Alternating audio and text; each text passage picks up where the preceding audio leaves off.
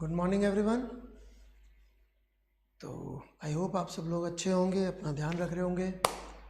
और लेक्चर शुरू होने से पहले ही एक डिसलाइक आ गया है, that's amazing.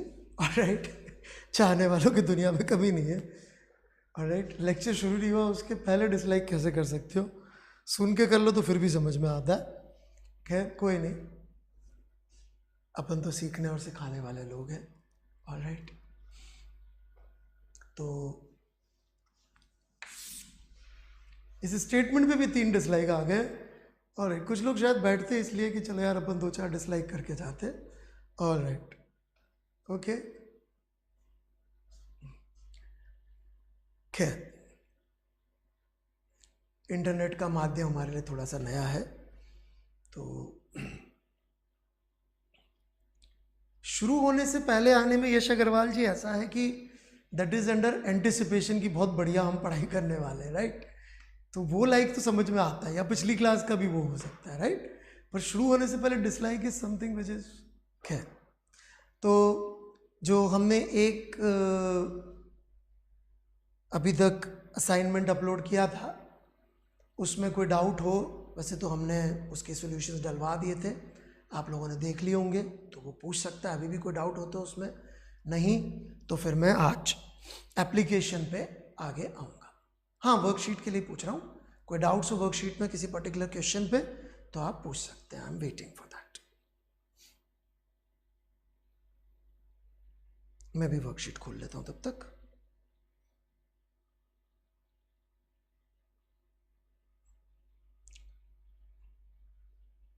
Question number 16, okay.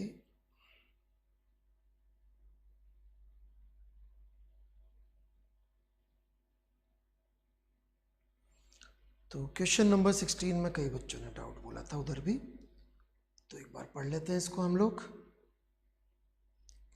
A boy standing on the topmost berth in the compartment of a train which is going to stop on a railway station drops an apple aiming at the open hand of his brother actually vertically above his hands at a distance 2 meters. Just going to stop. All right. Slightly away from the hand of his brother. Okay. तो देखिए, बड़ी simple सी बात है, इसमें कोई difficult चीज नहीं है। हम जमीन से देख के न्यूटन सेकंड लॉ लगाएंगे। Question number 16 of the workbook. Alright, तो पहले 16 लूंगा, तब तक टाइप मत करिए Padmaksh Revati, you have to wait, तब हम लोग अगले ले पाएंगे। ओके, तो इसका डिस्कशन वैसे सर ने बड़ा अच्छा किया हुआ है, फिर भी आप लोग मुझसे पूछना चाह रहे हैं तो आई एम ऑनर्ड, मैं बता देता हूँ, कोई प्रॉब्लम नहीं है। तो जैसे ही ये चीज हवा में आई, इसके ऊपर कोई भी हॉरिजॉन्टल डायरेक्शन में फोर्स नहीं लग रहा है। ऑलराइट, हाँ, इसकी एक वेलोसिटी u इस तरफ होगी, और जो नीचे बंदा बैठा हुआ है ट्रेन में उसकी भी वेलोसिटी u होगी जब ड्रॉप किया था। लेकिन सोहन जी, आपको सॉल्यूशन देना है कि पूछना है, पहले ये क्लियर कर लीजिए। यदि आपको देना है तो मैं सीखने के लिए अलग से लेक्चर ले लूंगा, जब आप पढ़ाइएगा मैं सुन लूंगा, अभी पहले सॉल्यूशन सुनिए। ऑलराइट, तो ये u वेलोसिटी है दोनों की, इसके ऊपर कोई फोर्स नहीं लग रहा है क्योंकि ये हवा में है। ऑन द अदर हैंड, ये जो बंदा है ये टेबल पे बैठा हुआ है, या जो भी आपकी ट्रेन की बर्थ होती है उस पर बैठा हुआ है, तो इस वजह से इसके ऊपर फोर्स लग रहा है पीछे की तरफ, क्योंकि वेलोसिटी इसकी कम हो रही है, तो इसका acceleration is in this particular direction. Alright, इसका एक्सेलरेशन इस तरफ है। तो यदि आप देखेंगे ओवर टाइम, इसका डिस्प्लेसमेंट, जो बंदा बैठा हुआ है नीचे, इसका S1 हुआ, तो इसका डिस्प्लेसमेंट S2 होगा। इसका मतलब इस बंदे के slightly away from the direction of the motion. तो आप देख सकते हैं एप्पल जब तक यहां पहुंचेगा तो इन द डायरेक्शन ऑफ मोशन, ये तो बंदा तो यहीं पहुंचा है, और एप्पल आगे तो slightly away in the direction of motion आ गया है। This is how you can solve it very easily. मैं फिर से समझाता हूं, बहुत इंपॉर्टेंट चीज, जब ये हवा में है तो इसके ऊपर हॉरिजॉन्टल डायरेक्शन में कोई भी फोर्स नहीं है, हेंस इसकी वेलोसिटी वही रहेगी जो पहले थी u, और जो डिस्प्लेसमेंट हो रहा है इंसान का जो नीचे बैठा हुआ है वो कम होगा पहले से, और इसका डिस्प्लेसमेंट ज़्यादा होगा। क्यों होगा इंसान का कम? क्योंकि इस पर एक डिसलेशन का फोर्स है या एक एक्सेलरेशन है पीछे की तरफ, तो इसकी वजह से इसका डिस्प्लेसमेंट सेम टाइम में कम होगा, बिकॉज ये डिसलेटेड मोशन है और ये उसी वेलोसिटी से होता हुआ मोशन है। So this is one way of looking at question number 16। दोबारा मत बोलिए सोहन जी, आपने एक फिगर बनाया भी नहीं होगा, लिखा भी नहीं होगा, सिर्फ आप क्या चाह रहे हैं कि बिना लिखे समझ में आ जाए। बिना लिखे समझ में नहीं आएगा बेटे, please write it first and then you listen again, video में पीछे जाके फिर सुने, आ जाएगा समझ में। राइट सिद्धार्थ पाल जी, मुझे ऐसा लगता है ये फोर्थ और एट तो काफ़ी अच्छी तरह से उधर डिस्कस हुआ है।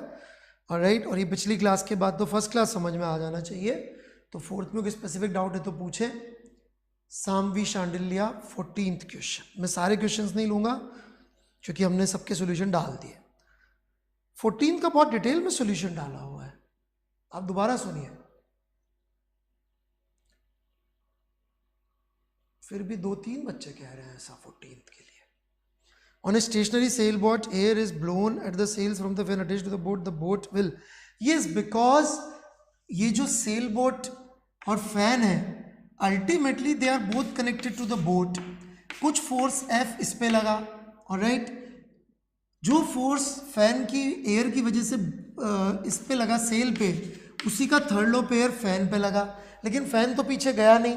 फैन पीछे क्यों नहीं गया?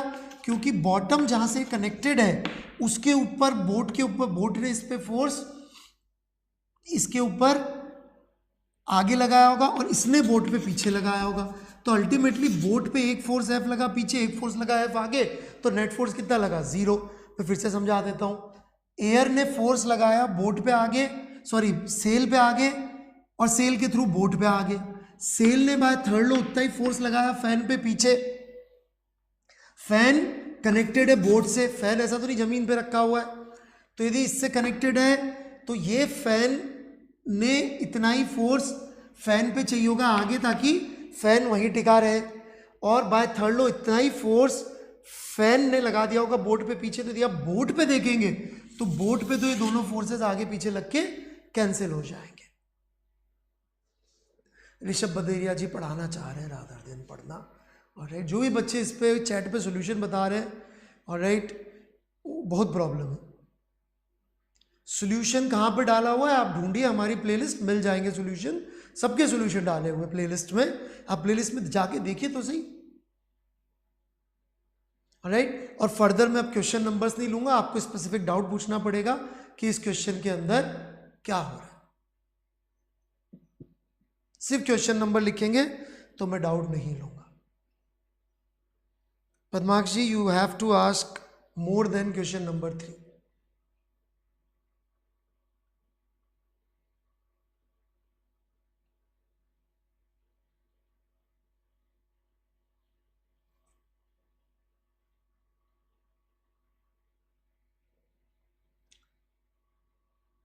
थर्ड क्वेश्चन का आंसर आई होप हमने डी दिया होगा। थर्ड का आंसर डी है, हमने प्रूव भी किया लेक्चर्स में कि laws can not be derived from each other. Sir 6 में इनर्शिया ऑफ मोशन क्यों होगा? 6 में explain why some of the leaves from a tree if you vigorously shake its branch. No, it is not inertia of motion, it is inertia of rest. Alright, जो leaves है वो वहीं रुकी रह जाती है, ब्रांच आगे चली जाती है।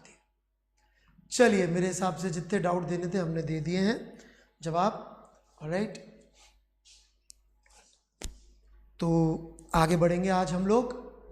तो लास्ट क्लास में हम लोगों ने न्यूटन का थर्ड लॉ का थोड़ा बहुत आइडिया देखा था, आज उसी के ऊपर हम थोड़ी बातचीत और करेंगे, न्यूटन्स थर्ड लॉ पे ही। ओके, नॉर्मल और mg हमने समझे थे पिछली क्लास में, तो आज हम उसी पे और बातचीत करेंगे। ओके,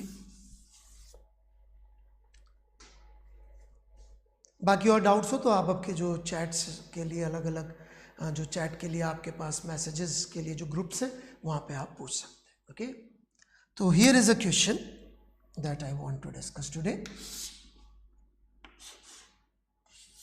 मेरी ड्राइंग बहुत अच्छी नहीं है, ऑलराइट,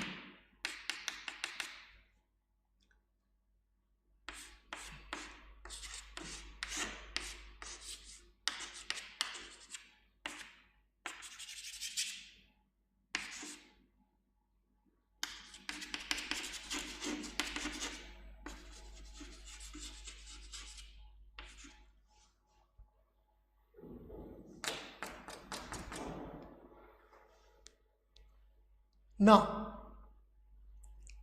ये एक डोंकी है, गधा, ऑलराइट, उस पे ये एक बंदा बैठा हुआ है, ऑलराइट, गधा, उस पे इंसान, और इंसान ने एक टोकरी ऊपर रखी हुई है अपने सिर के ऊपर, ऑलराइट। हमने इस इंसान को बोला कि भाई तू ये टोकरी सिर पे रख के क्यों बैठा हुआ है, इसको अपने गधे पे रख दे, वाई इतना वजन क्यों ढो रहा है, ऑलराइट। हमने ऐसा इस इंसान को बोला कि ये टोकरी तू अपने सिर पे मत रख, इसको गधे पे रख दे, इतना वजन मत ढो, ऑलराइट। तो ये बोलता है हमें कि मेरे को मेरे गधे से बहुत प्यार है, I love my donkey, hence मैं नहीं चाहता मेरा गधा जो है इतना ज़्यादा वजन उठाए, इसलिए मैं कुछ वजन खुद पे रखा हूँ और कुछ वजन मैंने गधे पे, गधा मेरा वजन उठा रहा है और मैं टोकरी का वजन उठा रहा हूँ, तो इसलिए मैं गधे को थोड़ा सा बचा रहा हूँ, ऑलराइट, कि उसके ऊपर ज़्यादा लोड ना आए। तो हमें एसेंशियली ये प्रूव करना है कि इस चित्र में एक नहीं दो गधे हैं, ऑलराइट। हमें क्या प्रूव करना है कि इस चित्र में एक नहीं दो है, ऑलराइट। एक भगवान का बनाया, एक बाय चॉइस, ऑलराइट। एक बायोलॉजिकली डोंकी है, एक दिमाग से डोंकी है, ऐसा हमें प्रूफ करना है। Obviously this is not a specific physics question, so obviously what we have to prove is this कि डोंकी पे इस सिचुएशन में भी जो फोर्स लग रहा है वो एक्चुअली इन दोनों के, टोकरी और आदमी दोनों के वजन के बराबर है, ऐसा हमें प्रूफ करना है। This is what I am going to do, alright. So आप क्वेश्चन लिख सकते हैं, prove that there are two donkeys in the figure. If you want, you can write the question, alright. There are two donkeys in the figure, prove that, alright. कुछ लोगों ने अभी से गलत आंसर देने भी शुरू कर दिए हैं। So let me begin with the solution, alright. I hope question सबको क्लियर होगा। हमें ये प्रूव करना है कि डोंकी के ऊपर जो फोर्स लग रहा है वो A और B दोनों के वेट के बराबर लग रहा है, तो इसलिए फर्क नहीं पड़ता कि गधे पे आप वजन रखें कि ना रखें। ये हमें एसेंशियली प्रूव करना है using whatever we have learned till this particular time. यहाँ पे मैं आपको फर्स्ट लॉ सेकंड लॉ के बारे में भी थोड़ा सा बातचीत जरूर कर रहा हूँ। So let's begin the solution. किसी को कुछ कहना है यहाँ तक तो कह सकते हैं, कुछ पूछना हो तो कमेंट्स, एनीथिंग।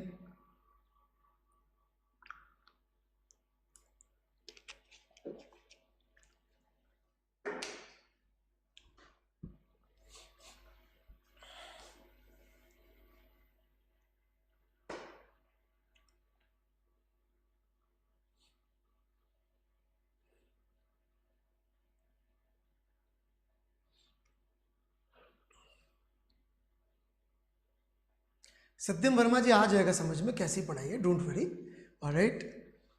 ये IIT JEE की पढ़ाई है। IITs का system was created quite independent of Indian education system, alright. तो ये उसी की तैयारी कर रहे हैं हम लोग, सो आ जाएगा समझ में, घबराइए मत, ऑलराइट।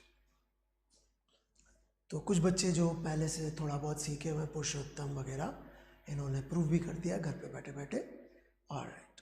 पद्माक्ष थोड़ा सा डिटेल में सॉल्यूशन लिख रहे हैं। The block is experiencing mg and n is provided by human donkey.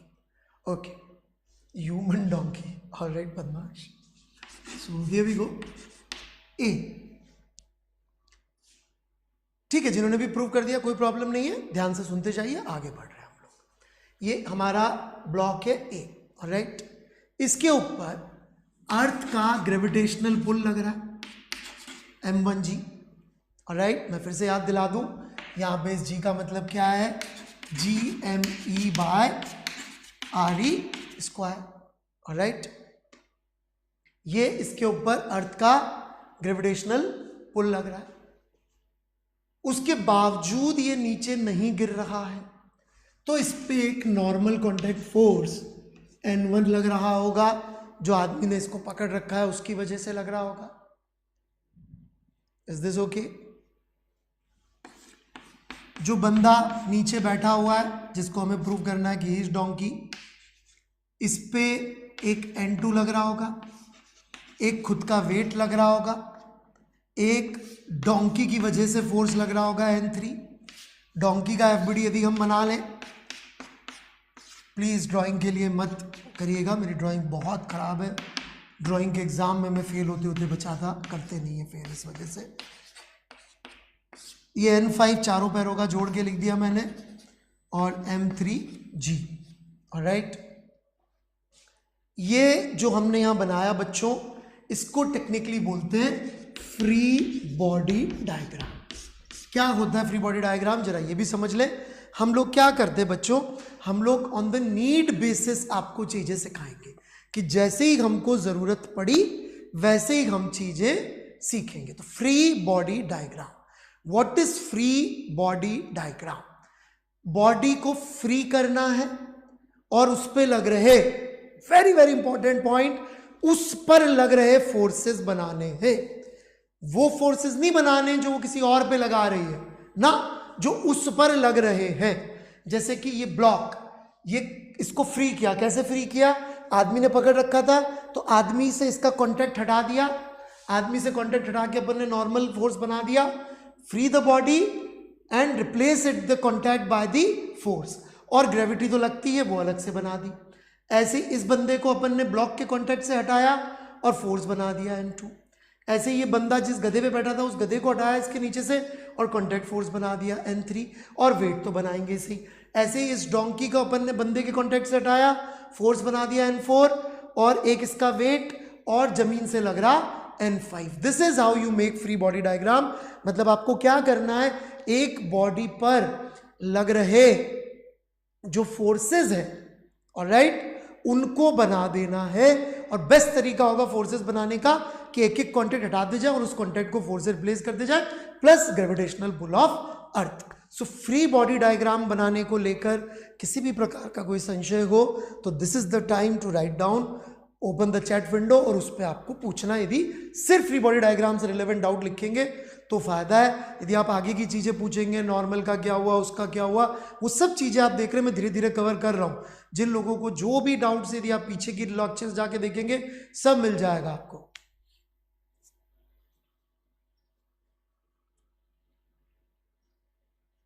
यहां तक पहुंचे, हर चीज कवर करके पहुंचे हम लोग।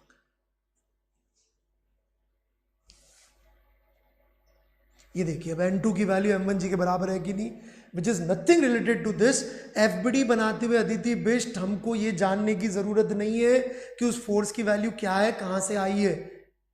ये देखिए फिर N2 is equal to N1। These are not important right now. अभी हम फोर्सेस बना रहे हैं सृष्टि गुंजन, अभी हमको ये सोचने की बिल्कुल जरूरत नहीं है कि फोर्सेस किसके बराबर है। All we need to understand is forces बनाने हैं, that's it. Abhishek Ranjan, N4 और N5 समझ में नहीं आया, ओके। आदमी गधे पे बैठा है तो वो गधे को नीचे पुश कर रहा होगा, normal contact force, alright, and that is N4। N5 क्या है, गधा जमीन पे खड़ा है तो जमीन इसको ऊपर पुश कर रही होगी, that is N5। Abhishek Ranjan. Srishti Gunjan, where is this N2 coming from?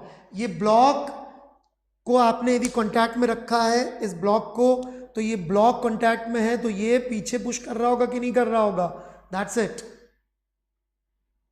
एक बॉडी पे, प्रतीक अग्रवाल, वेरी गुड डाउट, क्या सारे फोर्सेस दिखाने होंगे? बिल्कुल, जितने भी उस बॉडी पे फोर्सेस लग रहे सारे दिखाने होंगे, दैट्स इट। लग रहा है ना मैन पे आपने बनाया नहीं है। जो भी लोग डाउट्स पूछ रहे इस तरह के, उन्होंने बनाया ही नहीं है। विवेक खरे इंडिविजुअल नहीं बना रहे, हमने चारों का जोड़ के एक ही बना दिया N5। प्लीज पहले इसको बनाइए डाउट पूछने से पहले। अनुशोका गुप्ता, N1 समझ में नहीं आया, alright, there is a contact, contact force हमेशा परपेंडिकुलर लगता है और पुश हो रहा होगा। जो भी लोग इन फोर्सेस की वैल्यूज के बारे में बात करना चाह रहे हैं वो लोग सेकंड लॉ पहले लगाना चाहते हैं, that is wrong. Second law बाद में लगेगा, पहले हम फोर्स बनाएंगे। तो आप बिल्कुल अभी मत सोचिए N1 N2 के बराबर है कि नहीं है, क्या है क्या नहीं है, अभी हम ये बात नहीं कर रहे हैं। पुरुषोत्तम शर्मा, क्या एफबीडी में हम एक्सेलरेशन या वेलोसिटी दिखाएंगे?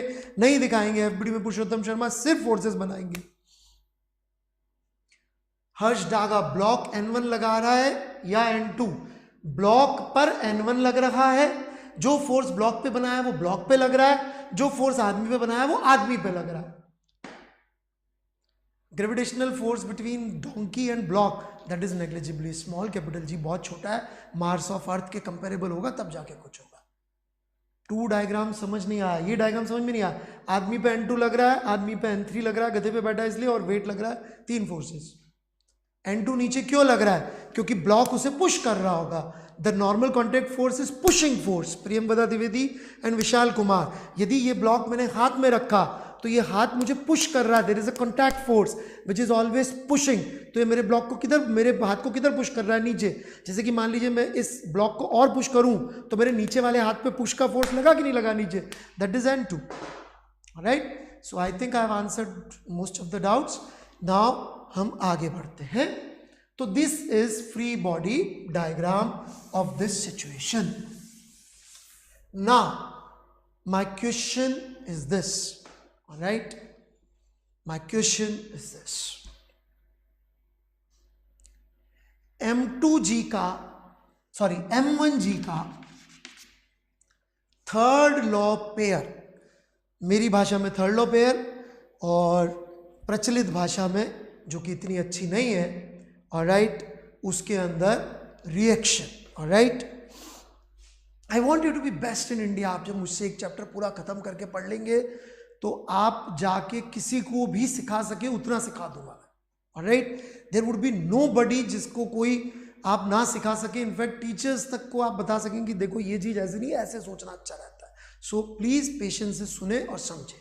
So my question is, M1G का थर्ड लॉ पेयर या रिएक्शन फोर्स, आपकी भाषा में better word is third law pair, इसका थर्ड लॉ पेयर कहां है?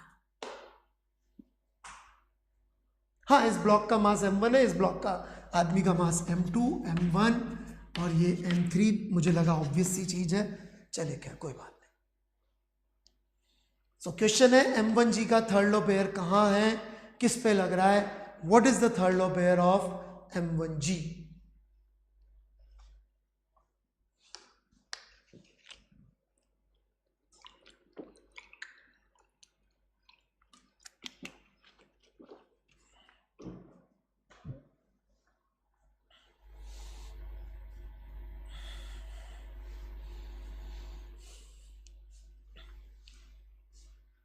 आई वुड एडवाइज, क्योंकि आप में से मैक्सिमम लोगों के आंसर गड़बड़ से, उल जलूल से हैं, प्लीज़ एक बार जो हमने थर्ड लॉ आपको पिछली क्लास में लिखवाया था उसे खोल के देखें। प्लीज़ रीड थर्ड लॉ जो मैंने आपको सिखाया था। फिजिक्स में सबसे बड़ी प्रॉब्लम मैकेनिक्स में यही है कि जो बच्चे हैं वो अपनी दिल की आवाज़ पे ज़्यादा चलते हैं, फीलिंग्स पे चलते हैं। फिजिक्स फीलिंग से नहीं चलती। यदि आपको कोई फिजिक्स की फील दे रहा है तो आपको बेवकूफ़ बना रहा है। So please go back and open your notes, go back in your notes and please read third law जो मैंने लिखवाया था। पढ़िए थर्ड लॉ में क्या लिखवाया मैंने। What does third law जो मैंने पढ़ाया था उसमें क्या लिखा हुआ है? Let's try to read it again. When body A, right, या मैं उसको उल्टा बोलता हूं, when body B, जैसे कि ये अर्थ, राइट, या A और B हटा के अपन कुछ और कर लेते हैं। A और B की जगह क्या यूज़ करें? 1 और 2 यूज़ कर लेते हैं, या 1 और 2 में भी यहाँ प्रॉब्लम हो जाएगी, तो P और Q यूज़ कर लेते हैं। When body P applies, alright, हाँ ठीक है, स्टॉप, टाइपिंग बंद, वापस से लिखना शुरू। आई एम होपिंग आप लोगों ने थर्ड लॉ, नहीं तनिष्क सिंह बिल्कुल गलत, नो थर्ड लॉ पेयर नहीं। मैंने कहा था कि third law is as universal as possible right now. It is a universal law practically जब तक हम 11th की फिजिक्स पढ़ रहे हैं, ओके। तो थर्ड लॉ का वायलेशन नहीं होता, इसलिए Tanishk Singh, no third law pair is wrong. All forces will always have a third law pair, कम से कम जब तक हम लोग 11th की फिजिक्स में है तब तक, तो okay. So when body P applies F force on body Q, ये m1g जो फोर्स है GME m1/re स्क्वायर, ये फोर्स इस बॉडी पर किसने लगाया? Who applied this force? Earth applied this force. Right? When body P applies force F on body Q, then body Q simultaneously applies same amount of force on body P. तो इसका third law pair यहां लगेगा. Problem क्या है बच्चों? Problem ये है कि आप लॉजिक में मिस्टेक कर रहे हो. क्या मिस्टेक कर रहे हो? आपने रट्टा मार लिया कि third law pair equal and opposite होते हैं. अब third law pair equal and opposite होते हैं, ओके, लेकिन जो इक्वल एंड अपोजिट होते हैं क्या वो थर्ड लॉ पेयर होते हैं? नहीं. Please understand the finance of logic here. जो भी थर्ड लॉ पेयर होंगे वो इक्वल एंड अपोजिट होंगे.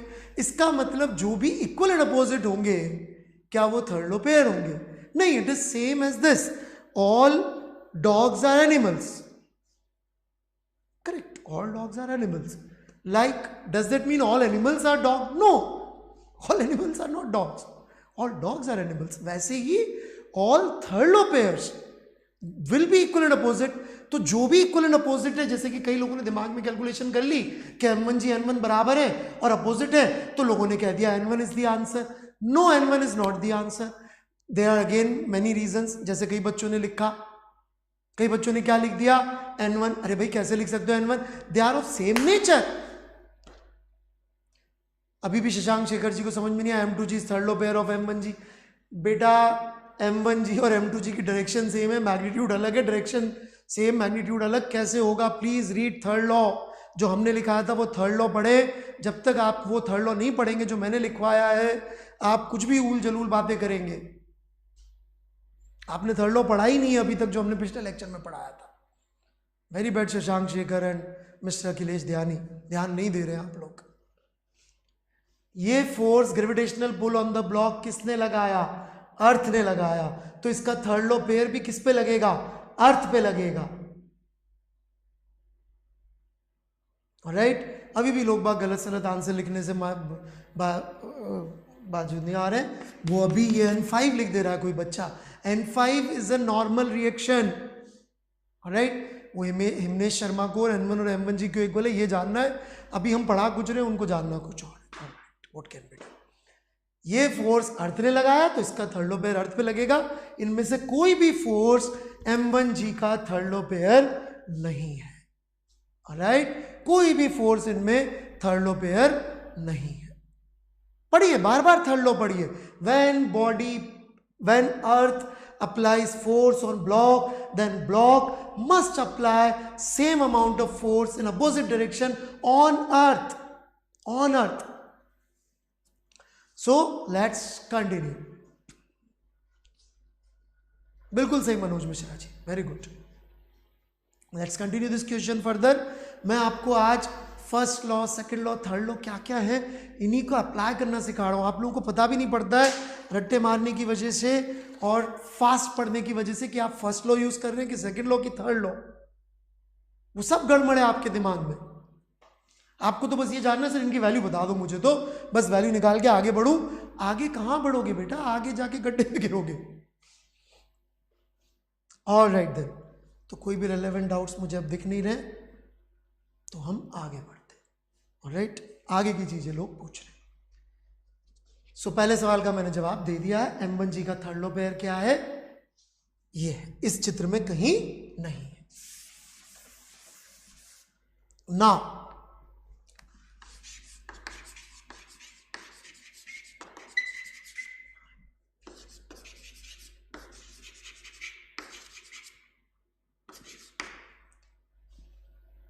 we are going to apply Newton's second law on A. Alright? A पर हम लोग न्यूटन का सेकंड लॉ यूज करने जा रहे हैं. ध्यान से सुनेंगे, साथ साथ लिखेंगे, तो आपको बेहतरीन समझ में आएगा. आज के लेक्चर के बाद आपको न्यूटन के तीनों लॉ में अंतर जो आज तक आपको कितनी भी किताब पढ़ ले, कितने भी आप इंटरनेट पे इतने वीडियो मौजूद है उनको सुन ले, कोई ये चीज बेसिक चीजें नहीं सिखाता। वो मैं आपको हमेशा के लिए क्लियर करने जा रहा हूं कि न्यूटन के तीनों लॉ में अंतर क्या होता है, लगते कैसे है। पर लोगों में पेशेंस नहीं है, उनको आगे की चीजें जाननी है, उनको नहीं सुनना, उनको लिखना नहीं है, उनको टाइप करना है। टाइप करने वालों को समझ में नहीं आएगा। Right, so here we go. So applying second law on block A. जैसे ही हमने कहा applying second law on block A, दो बातें आती है सेकेंड लॉ में। एक आता है एक्सेलरेशन और एक आता है फोर्स। ऑलराइट, फोर्स लिखने में कोई प्रॉब्लम नहीं है, प्रॉब्लम है एक्सेलरेशन लिखने में। सेकेंड लॉ में हमेशा क्या ध्यान रखना है? ऑलराइट, सेकेंड लॉ में हमेशा ध्यान रखना है acceleration must be written from inertial frame. Right, और इनर्शियल फ्रेम की प्रैक्टिकल डेफिनेशन क्या है फिलहाल? अर्थ। तो शॉर्ट में अपन ये बोल सकते हैं कि एक्सेलरेशन इस ब्लॉक का कहां से देख के लिखना है? अर्थ से जो दिख रहा है वो एक्सेलरेशन हमें लिख देना है। जो एक्सेलरेशन हमें अर्थ से दिख रहा है, भाई मैं अर्थ पे खड़ा होकर मुझे जो तो एक्सेलरेशन दिखा ब्लॉक ए का, मैं लिख दूंगा इक्वेशन में।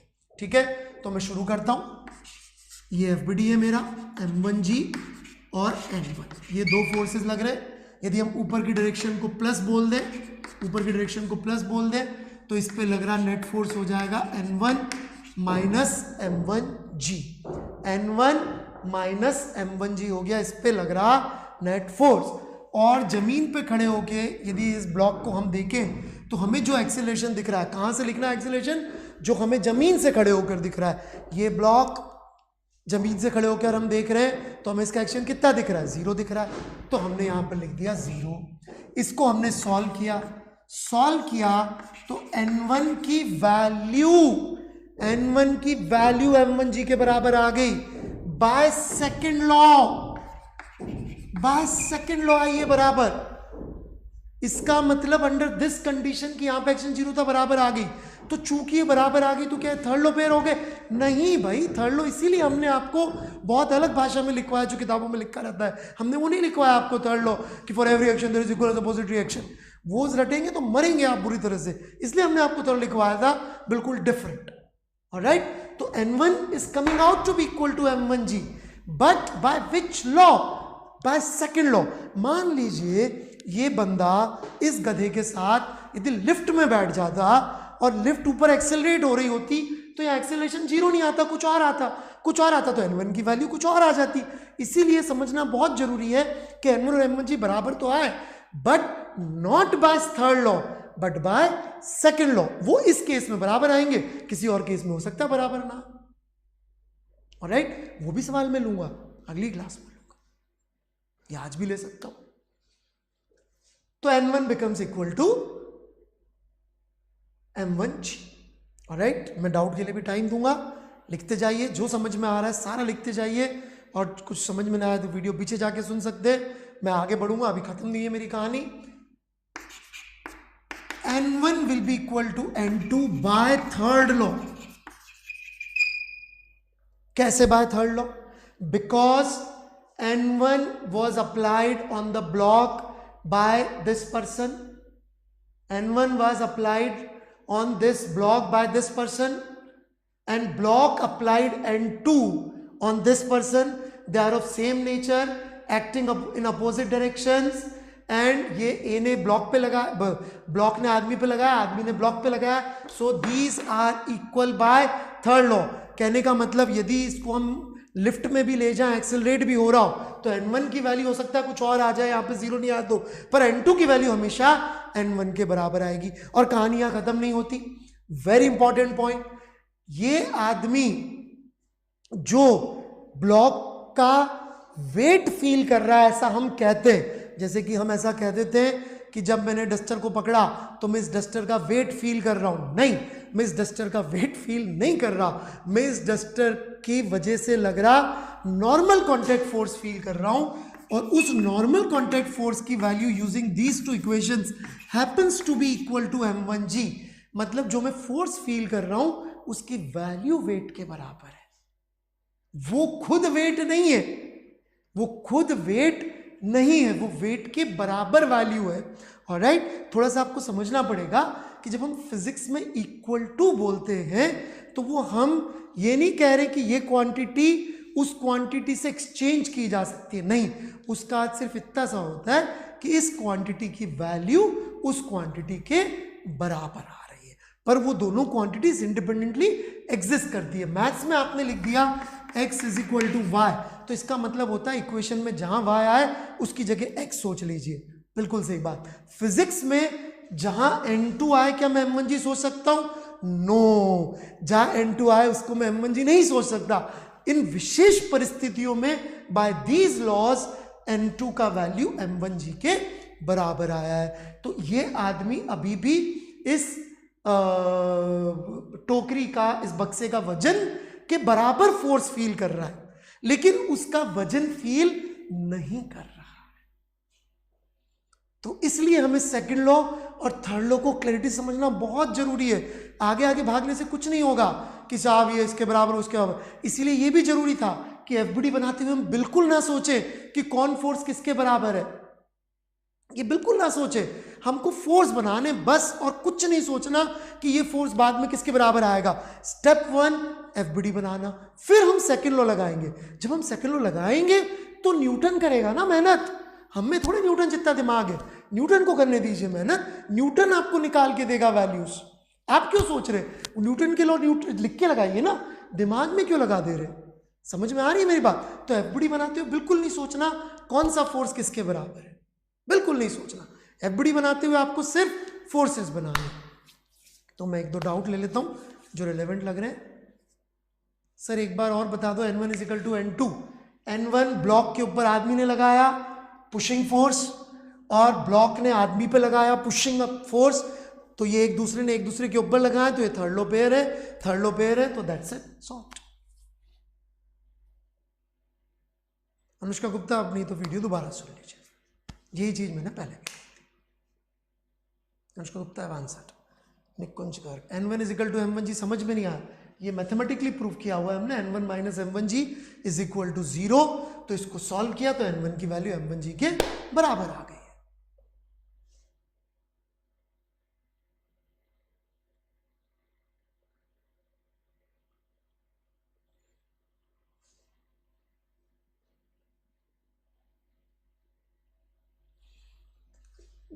By which law? By combination of both the laws finally we got this result. That's why we need all three laws. How equal to 0? Because जमीन से खड़े होकर जिसने भी इस ब्लॉक को देखा उसको कितना एक्सेलरेशन दिख रहा है, इस ब्लॉक का 0 दिख रहा है ना। ऐसे पकड़ के खड़ा हुआ है बंदा तो उसका एक्सेलरेशन कितना दिख रहा है, 0 दिख रहा है। अपन ने बोला था गधे के ऊपर वो वजन रख के खड़ा हुआ है। हाँ यही समझा रहा हूं बेटा, प्रियम बता भी आपको भी सबको कि N1 minus M1g net force is equal to ma। तो एक्सेलरेशन कितना है ब्लॉक का, 0, और ये क्या लिखा, नेट फोर्स। ब्लॉक पकड़ के खड़ा हुआ है, हेंस 0 आ गया। Y net force will be N1 minus M1g। ऊपर वाले फोर्स को प्लस मानेंगे तो नीचे वाले फोर्स को माइनस मानेंगे, होता है ना प्लस माइनस, ऊपर का फोर्स प्लस नीचे का फोर्स माइनस मान लिया।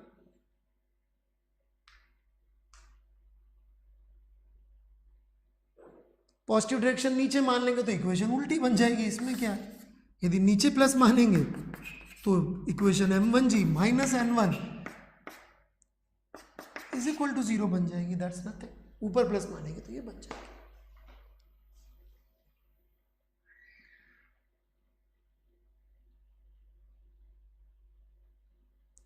ऑलराइट, तो आपको ऐसा लग सकता है इंट्यूटिवली कि इसका वेट इस पे लग रहा है, नहीं, ब्लॉक का वेट आदमी पे नहीं लग रहा है। यदि उस पे जो लग रहा है वो है एक force which is equal to weight, जैसा हमने प्रूव किया।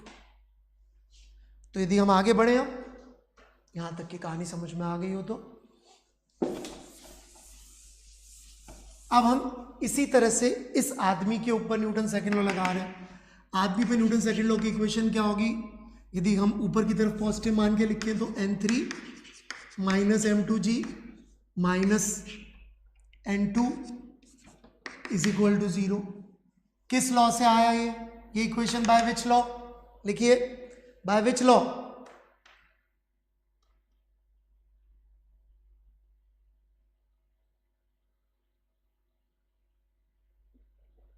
Bye which law? Faiz Mushtakan, मैंने जवाब दे दिया, आपने को वीडियो दोबारा देखना पड़ेगा कि दो ब्लॉक्स का मास इतना कम है कि उनका ग्रेविटेशनल रिलेशन का मतलब नहीं। By second law, very good, second law. तो n3 के लिए सॉल्व किया, n2 का वैल्यू यहां से उठा लिया, m1g प्लस m2g के बराबर आ गया। आगे बढ़ते हैं, n4 is equal to n3 by which law? n4 is equal to n3 by which law?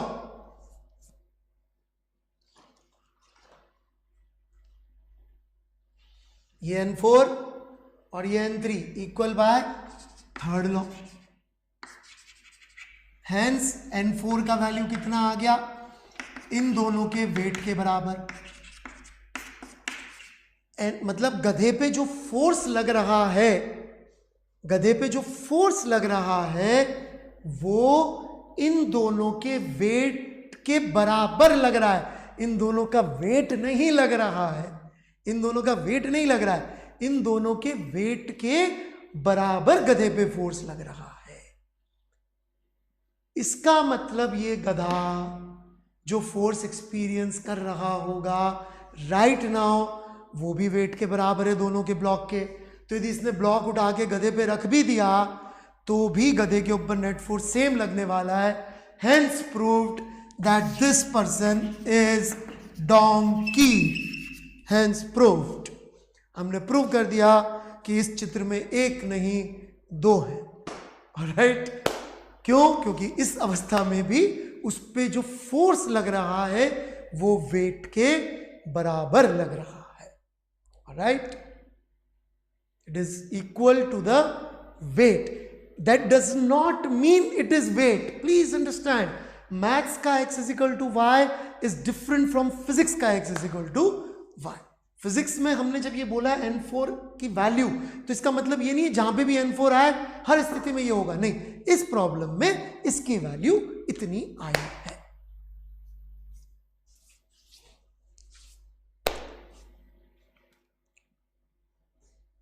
Sohan जी, दोबारा बार बार लिखने से नहीं होगा। Alright, you have to ask specific doubt. Alright, नहीं तो आप पीछे ले जाके वीडियो सुन लीजिए या पूरा स्पेसिफिकली डाउट लिखिए, मैं जरूर जवाब दूंगा। Why he is donkey? Because वो खुद के ऊपर भी वजन झेल रहा है n2 which is equal to weight. यदि इसको उठा के गधे पे रख देता तो खुद के ऊपर तो वेट नहीं झेलना पड़ता ना इसको इतना फोर्स। हाँ, प्रेशर डिफरेंस होगा। ऑलराइट, हमारे सौमित्र नायक जी, मैं इनको जानता हूँ, ये थोड़े पशु प्रेमी हैं, तो इनका कहना ये है कि गधे पे रख, यदि वो रखेगा तो प्रेशर कम हो जाएगा। तो फिर भी सौमित्र नायक जी पशु प्रेमी होने के बावजूद गधे पे रखने पे फ़ायदा है, क्योंकि फिर भी गधे के ऊपर टोटल फोर्स कम टोटल प्रेशर जो होगा डिस्ट्रीब्यूट हो जाएगा, तो गधे पे रखने पे ज़्यादा फायदा है सौमित्र नायक जी। ऑलराइट, पशु प्रेमी होने के बावजूद भी ज़्यादा फायदा गधे पे रखने पे। ये जीरो क्यों आया? बिकॉज आदमी का acceleration, this is net force, this is mass and this is acceleration. What is the acceleration of the person if he is, हमने बोला था चुपचाप गधे पे बैठा हुआ। ऑलराइट,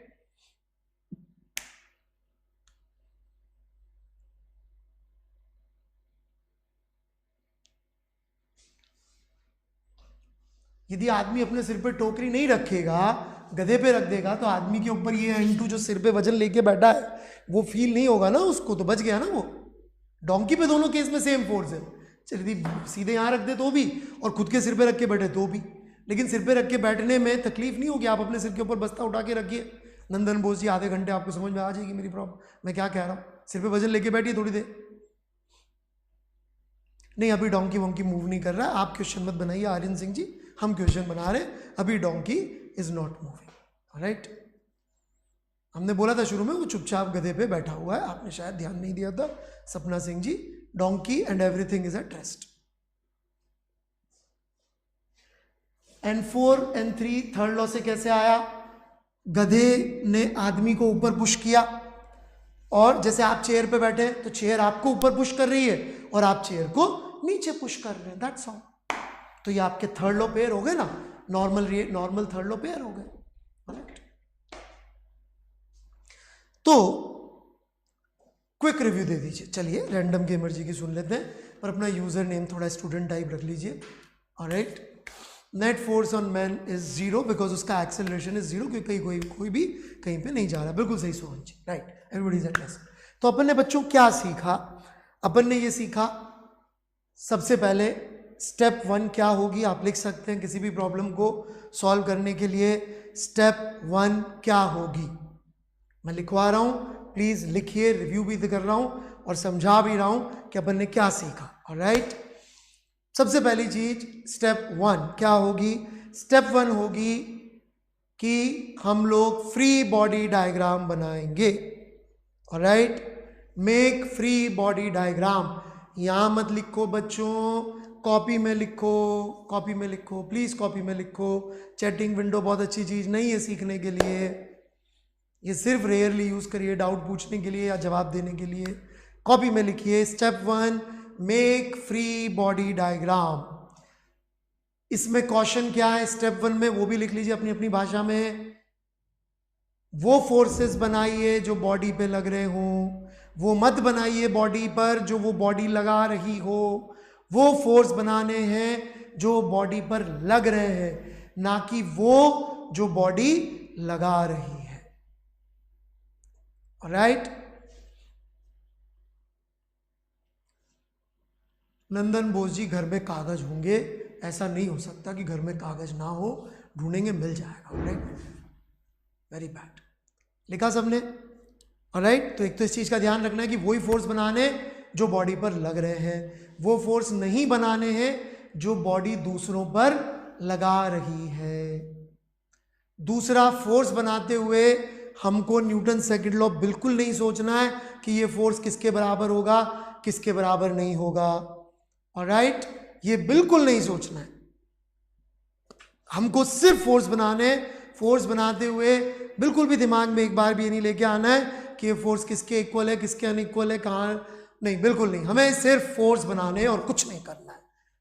स्टेप 2, हमको बॉडीज पर जिन पे फोर्स बन गए उन पर न्यूटन का सेकंड लॉ लगाना है। ऑलराइट, उन पे हमें न्यूटन का सेकंड लॉ लगाना है। न्यूटन का सेकंड लॉ लगाते हुए क्या ध्यान रखना है कि एक्सेलरेशन जब हम लिखने जाएं तो ये कहां से बैठ के लिखना है? अर्थ से बैठ के लिखना है। ये एक्सेलरेशन हमको कोई और ऑब्जर्वर को जो दिख रहा वो नहीं लिखना है, वहां से लिखना है जहां से ये एक्सेलरेशन अर्थ पे बैठ के दिखे। Whatever you can see from Earth, that acceleration you have to write here. Alright, तो अभी तो बस इतना सही है, 2 स्टेप्स, फिर धीरे धीरे और समझा देंगे। और हमको एक क्लैरिटी रखनी है। क्या क्लैरिटी रखनी है हमें? कि हम जब लिख रहे हैं तो ये फोर्सेस जब इक्वल आ रहे हैं तो वो परमानेंटली इक्वल नहीं आ रहे, they are not interchangeable, they are not replaceable, they are basically हम उनकी वैल्यू निकाल रहे हैं, दैट्स ऑल। ऑलराइट, तो आई होप मेरी बातें समझ में आई होंगी सबको। कोई डाउट है तो आप पूछ सकते हैं। यदि आप रेलेवेंट डाउट पूछेंगे तो मैं बिल्कुल जवाब दूंगा, पर आप ऊल जरूर आगे की बातें करेंगे तो मैं जवाब नहीं दे पाऊंगा। तो try to keep your doubts as relevant as possible. Sir donkey पर भी तो N3 मैन पे लग रहा था, डोंकी पर N3 का थर्ड लॉ पेयर लग रहा है N4। Sir why do we call its free body diagram? Because you are freeing the body from contacts, that's why we call it free body diagram. You are freeing the body from all the contacts. That's why it is called free body diagram.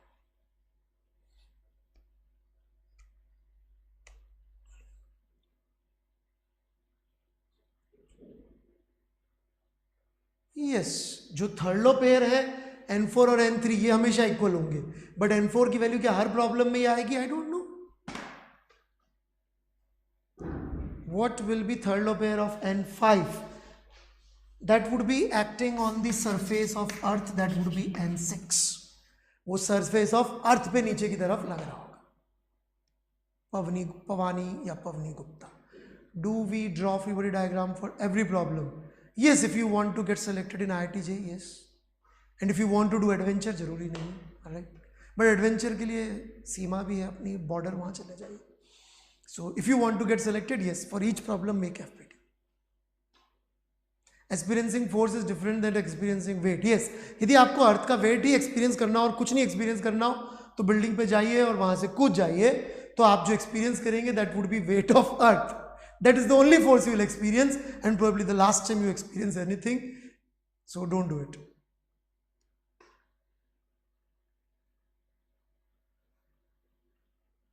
Second law pairs, there are no second law pairs mister Sohan, आप खुद ही physics बना रहे हैं.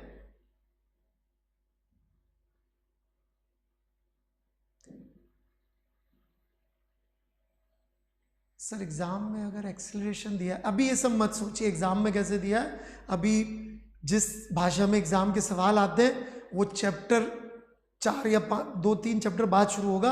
अभी तो हम physics बहुत slow subject है, अभी हम एग्जाम के लेवल पे तो बात ही नहीं कर रहे. अभी तो हम बहुत बेसिक फोर्स बनाना सीख रहे हैं. What is net force? सारे फोर्सेस का सम. फॉर एग्जाम्पल, अभी अपन क्लास में नहीं है, नहीं तो मैं आपको दिखाता भाई. जैसे कि ये अभी हम इसको ऐसे रखे हुए हैं यहाँ पे, अभी इस पे नेट फोर्स 0 है और हॉरिजॉन्टल में, और अभी भी इस पे नेट फोर्स हॉरिजॉन्टल में 0 है. पर इस केस में ये यदि मैं करता रहूंगा तो टूट जाएगा, राइट. जैसे कि ये चौक, अभी भी इस पे नेट फोर्स 0 है हॉरिजॉन्टल डायरेक्शन में, और अभी भी नेट फोर्स 0 ही है, लेकिन ये यदि मैं ढंग से करूँ तो टूट जाएगा. सो नेट फोर्स इज सारे फोर्सेस का net affect. Mister Manoj Mishra, पिछला लेक्चर सुनेंगे तो उसमें मैंने आपके क्वेश्चन का बहुत डिटेल में आंसर दिया है, शायद तीसरे या चौथे लेक्चर में. N1 ज्यादा है mg से, कहाँ ज्यादा है, इक्वल तो आई है वैल्यू, फिलहाल तो इक्वल ही है.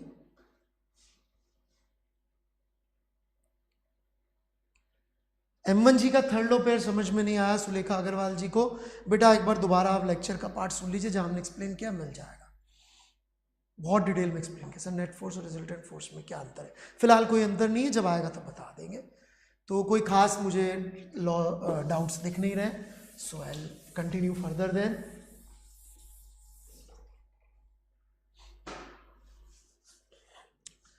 Now a very interesting question next.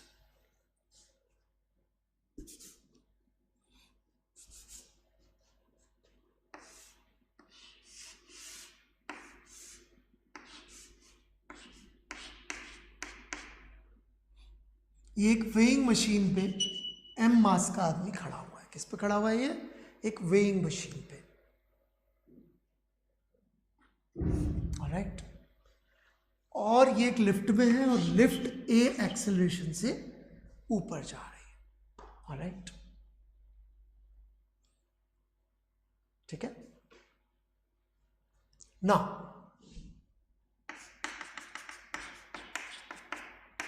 there is an observer standing on ground and there is an observer standing on lift, inside lift. All right, and there is another observer C moving with constant velocity. All right, these are the three observers that we have. हमने तीनों को बोला कि please draw free body diagram of this person.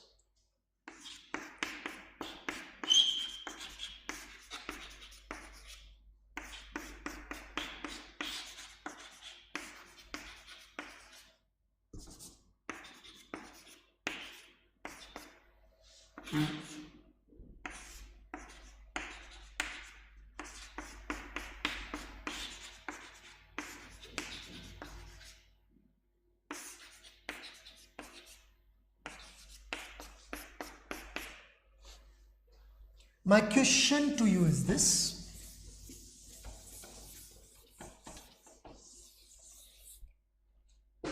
A ने क्या बनाया होगा, B ने क्या बनाया होगा और C ने कौन सा फ्री बॉडी डायग्राम बनाया होगा? This is the question.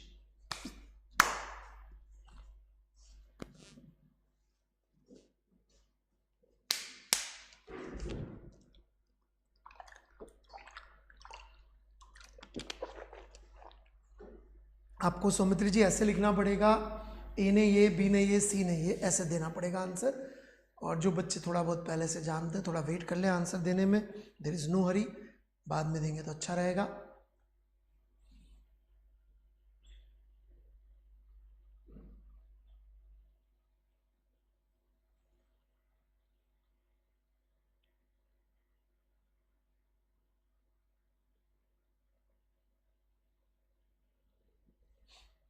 अब देख रहे हैं, हम बिल्कुल स्टेप बाय स्टेप चल रहे हैं, हम और कोई बात भी नहीं कर रहे हैं।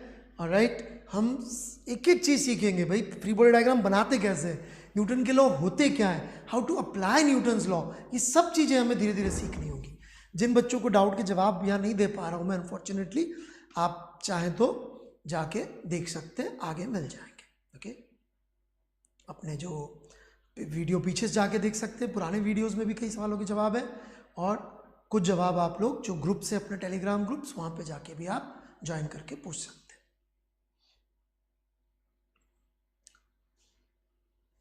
PQR क्लियर नहीं है, ये FBDs है बेटा, दिख नहीं रहा है क्लियरली, तो मैं दोबारा बना देता हूँ। ये एक फोर्स MA बनाया है, इधर एक MA बनाया है, इधर N और MG बनाया है, सिर्फ इधर MA नीचे, इधर MA ऊपर है।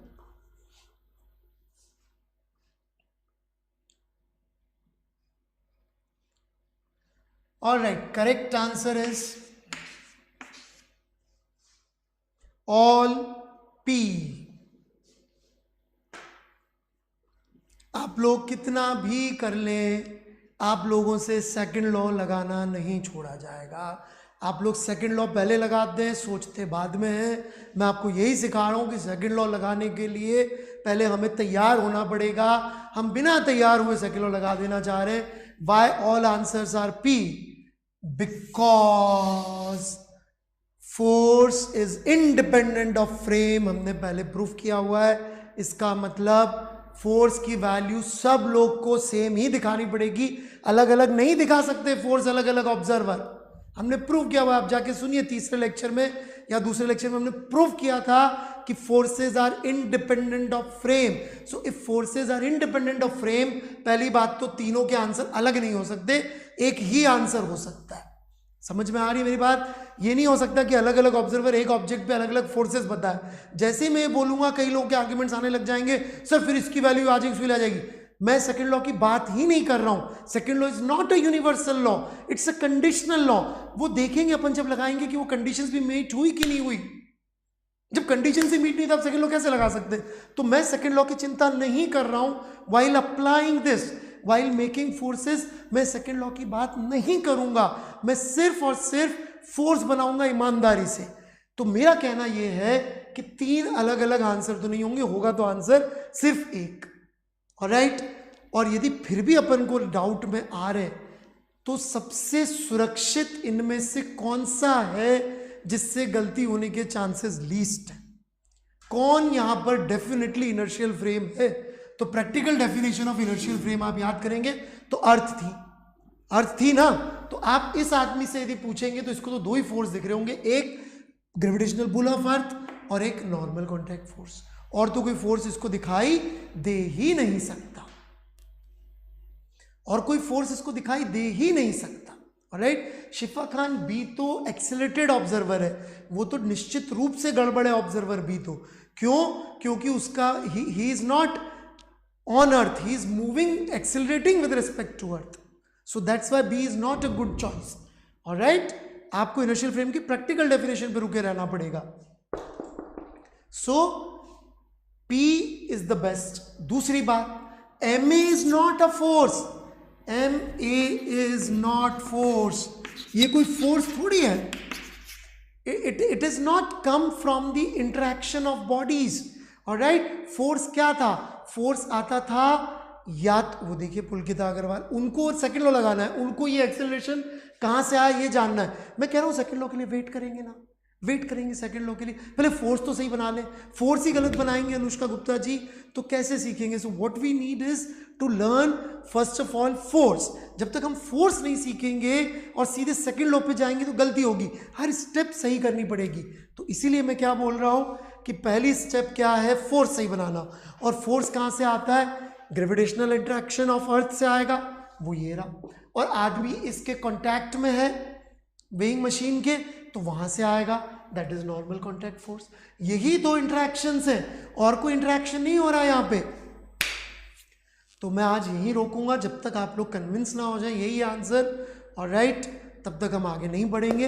अगली क्लास में एग्जैक्टली यहीं से शुरू करूंगा कि क्यों यही होगा एफबीडी।